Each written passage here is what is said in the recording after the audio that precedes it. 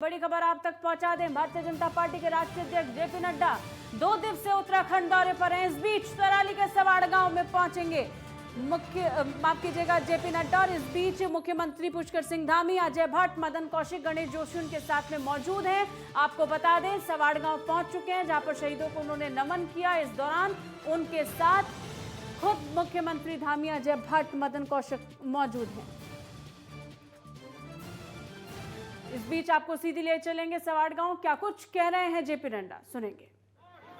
इस धरती ने कुल मिलाकर के उत्तराखंड का ही नहीं, देश का ही नहीं, दुनिया में अपना नाम स्थापित किया है। इसके लिए भी मैं बधाई देता हूं। जहां मैं उत्तराखंड को याद करता हूं तो मैं इस बात को भी याद करता हूं कि महान विभूतियों ने यहां देश को दृष्टि दी है और दिशा दी है। और ये पवित्र भूमि, ये धर्म की भूमि, अभी 5 तारीख को आदरणीय प्रधानमंत्री जी आए थे और उन्होंने केदारनाथ में आदि शंकराचार्य जी का वहां पर जो स्मारक है उसको जनता को समर्पित किया। वह भी हम सबके ध्यान में। और आदि शंकराचार्य ने यहां पर रह करके दुनिया को संदेश दिया, देश को संदेश दिया, जिस पर आज करोड़ों करोड़ों लोग उस मार्ग पर चलने के लिए आगे बढ़ते हैं। ये हम सब लोग, मैं जहां इस वीर भूमि को प्रणाम करता हूं, वहीं यहां जो विकास की दृष्टि से आदरणीय प्रधानमंत्री जी ने जो कार्य किया है उसके प्रति भी अपना समर्पण जाहिर करता हूं। मित्रों, आज तो हम विकास की नई गाथा लिख रहे हैं। सुबह देहरादून से चले और यहाँ पहुंचे।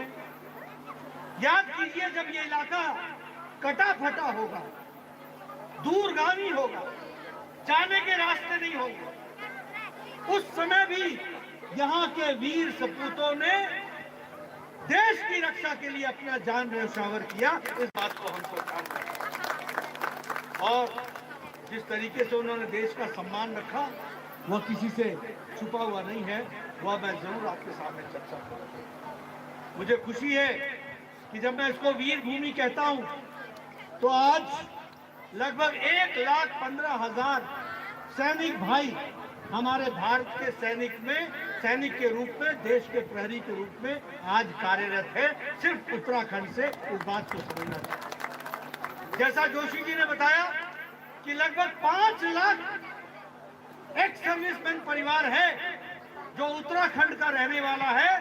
यह देश की वीर भूमि का परिचायक है। इस बात को भी हमको समझना चाहिए।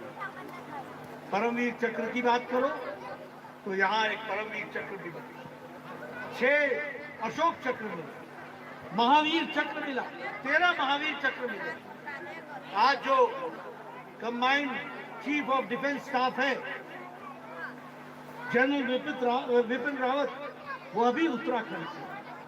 अगर हम बात करें बिपिन चंद्र जोशी जी की, चीफ ऑफ आर्मी स्टाफ थे, वो भी उत्तराखंड से। और अगर हम देवेंद्र कुमार जोशी जी की बात करें तो वह भी नवल स्टाफ के चीफ थे और वह भी उत्तराखंड की वीर भूमि से संबंध रखते थे। यह हमको ध्यान में रखना। मुझे खुशी है कि गणेश जोशी जी ने आज मुझे यहाँ पर आने का सौभाग्य दिया। मैं गणेश जोशी जी का धन्यवादी हूँ, जिन्होंने शहीद सम्मान यात्रा की परिकल्पना की, एक कल्पना की। ये वीरों की भूमि है, इसकी इज्जत होनी चाहिए, इसको ध्यान में रखना चाहिए, यहाँ के शहादत को ध्यान में रखना चाहिए। और इसलिए आज की तारीख से लेकर के 7 नवंबर तक, 7 दिसंबर तक यह लगभग जो है 1,734 वीर शहीदों के आंगन से मिट्टी उठाकर ये उनको सजो करके और ये सैन्य धाम पर पहुंचाई जाएगी और सैन्य धाम में इस मिट्टी का उपयोग होगा। यह वीर सपूतों की धरती को जोड़ा जाएगा। यह हमें मुझे खुशी है कि गणेश जोशी जी ने इन शहीद परिवारों को ताम्रपत्र देने का निश्चय किया है। यह ताम्रपत्र सिर्फ इस बात को याद दिलाएगा कि किस तरीके से वो शहीद सपूत किसी परिवार के नहीं थे, वो शहीद सपूत पूरे देश के थे और देश के माँ बाप और देश के भाई बहन सभी उनके साथ खड़े हैं, सभी परिवार उनके साथ खड़ा है। इस बात को बताया, मुझे बताया गया है कि ये 13 जिलों से और 70 ब्लॉकों से होकर के आएगा। इसके लिए भी मैं बहुत बहुत बधाई देता हूँ और मैं चाहूँगा कि आप सब लोग इस यात्रा में अपने आप को सम्मिलित करें। हर एक 13 जिले में इसका स्वागत हो, भव्य स्वागत हो, 70 ब्लॉक में भव्य स्वागत हो और कोई भी वीर सपूत जिसने अपनी जिंदगी और जवानी फौज में दी है वो अछूता न रहे, उसका सम्मान होना चाहिए, उस परिवार का सम्मान होना चाहिए। इस बात की हमको चिंता करनी चाहिए।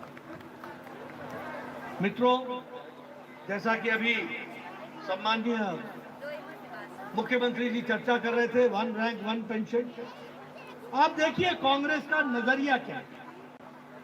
1972 से लेकर 2014 तक फौजी भाइयों को बरगलाया गया, गुमराह किया गया, उनकी एक नहीं सुनी गई, बल्कि उनकी शहादत और देशभक्ति का मजाक उड़ाया गया। ये कांग्रेस की देन। मेरी बात किसी को गलत लग रही हो तो आप बोल सकते हैं, मुझे रोक सकते हैं, मुझे टोक सकते हैं, लेकिन मैं बताना चाहता हूं 500 करोड़ रुपए देकर जब आपकी सरकार जाने लगी तो चिदम्बरम ने 1 रैंक 1 पेंशन के लिए 72 की डिमांड 2013 में और 14 में बजट में 500 करोड़ रुपए रख करके कह दिया कि हम आपकी 1 रैंक 1 पेंशन की डिमांड को पूरा करेंगे। मुझे मालूम नहीं यहाँ क्या कहते हैं, लेकिन हमारे यहाँ गांव में पायता कहते हैं। कुछ नहीं तो एक शगुन रख दो,